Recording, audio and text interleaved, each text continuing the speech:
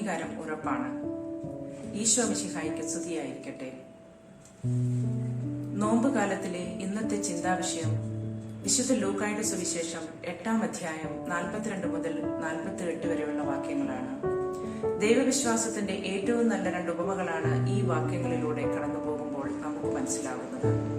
ഒരു മനുഷ്യന്റെ വേദന എത്ര ആഴമുള്ളതാണെങ്കിലും ദൈവത്തിൽ വിശ്വസിച്ചാൽ അതിന് പരിഹാരമുണ്ടാവും എന്നതിന് ഉത്തമ ഉദാഹരണമാണ് രക്തസ്രാവക്കാരി സുഖം പ്രാപിക്കുന്നതും ജെയ്റോസിന്റെ മരിച്ചുപോയ മകളുടെ ഉയർപ്പും.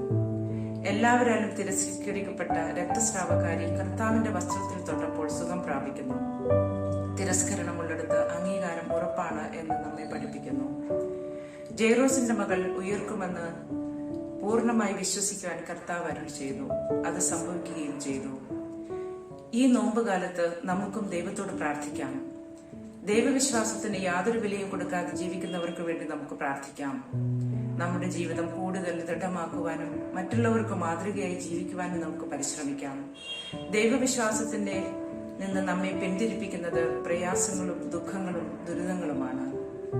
ദുഃഖങ്ങളും ദുരിതങ്ങളും പ്രതിസന്ധികളും ജീവിതത്തിലുണ്ടാകുമ്പോൾ രക്ഷകനായ ദൈവത്തെ ഹൃദയം കൊണ്ട് വിശ്വസിക്കുവാനും അധരം കൊണ്ട് ഏറ്റുപറയുവാനും നമുക്ക് സാധിക്കട്ടെ. എല്ലാവർക്കും ദൈവാനുഗ്രഹം നിറഞ്ഞ ഒരു ദിവസം ആശംസിക്കുന്നു.